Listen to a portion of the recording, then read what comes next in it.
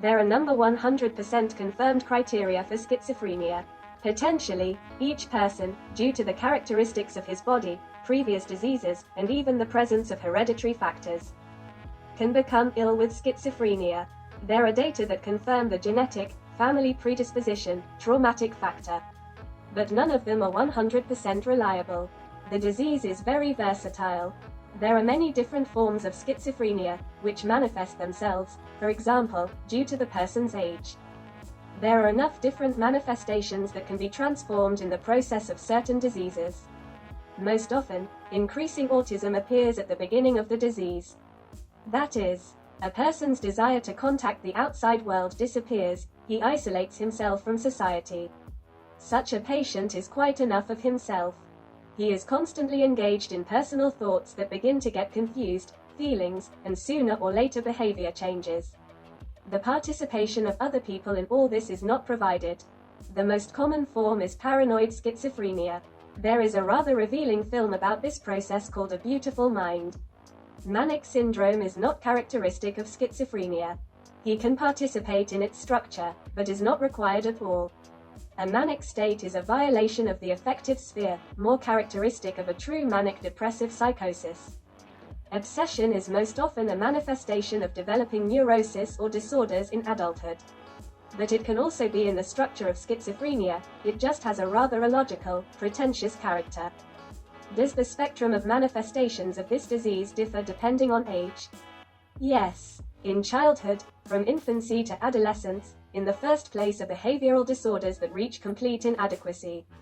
We saw this in the growing cruelty, pronounced movement disorders, which have no logical basis. Hallucinations are infrequent, and usually the child does not talk about them emotionally.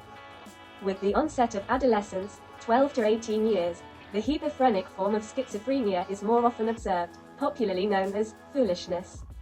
We see, first of all, a mood disorder, a strange smile, meaningless laughter, frilly defiant clothes. Against this background, perception disorders appear, a person hears voices, delirium begins. Gradually, the patient becomes older.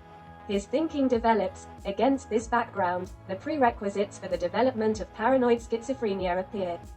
A person hears voices, and is guided precisely by them. He cannot distinguish them from the real voices of those around him. And most often he hears them either inside the body or even outside of view, outside the window, behind, above, under the floor, etc. There are also purely delusional forms of schizophrenia. Delusions may appear that make a person retire. The patient begins to be afraid of people, to fear that they can do something bad to him and, on the basis of this, begins to harm others.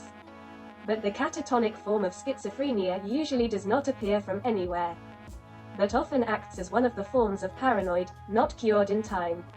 In such patients, against the background of hallucinations, movement disorders appear in the form of stupor.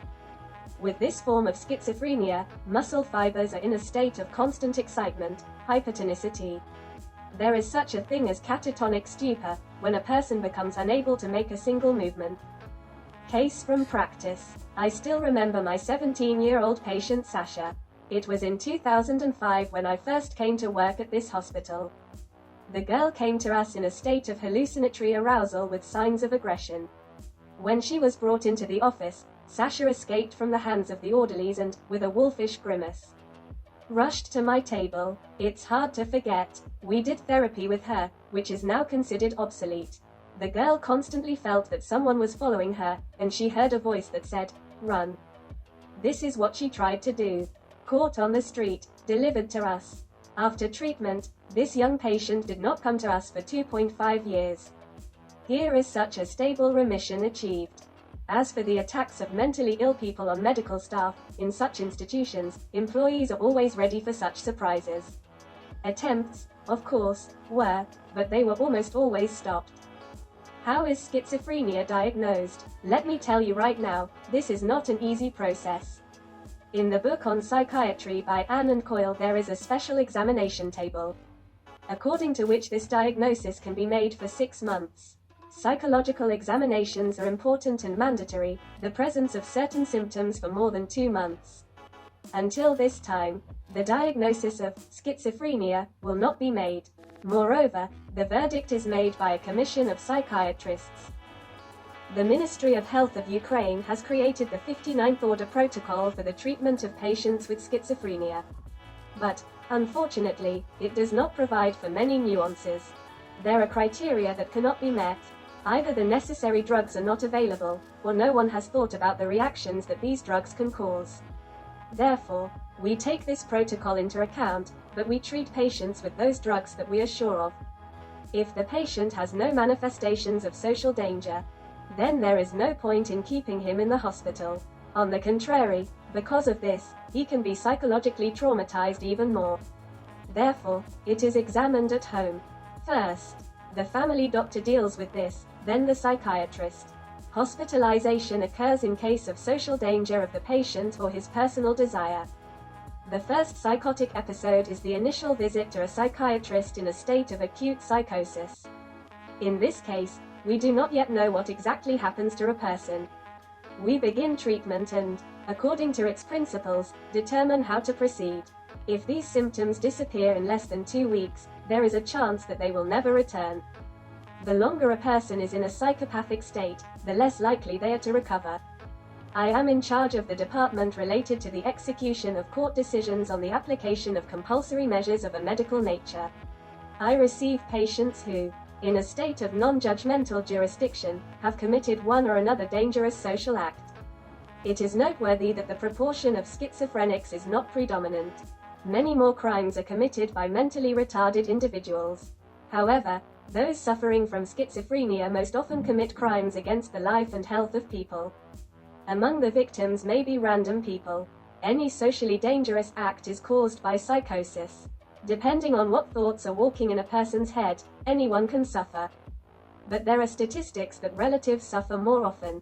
Theft is rare. Most often, persons who have committed a socially dangerous act are either not cured or have not undergone a course of therapy at all. If the patient is under the supervision of doctors, takes drugs correctly, then the likelihood of committing a dangerous act becomes extremely low. Due to the war in Ukraine, the number of people with symptoms of mental illness has increased. Now, on the basis of hospitals, centers for psychological rehabilitation, assistance to the military and people affected by hostilities have been opened. The number of people in need of such assistance has increased exponentially. And receiving such help is very important, because it is necessary to respond in time to changes in the human psyche in order to avoid further fate of becoming our patient.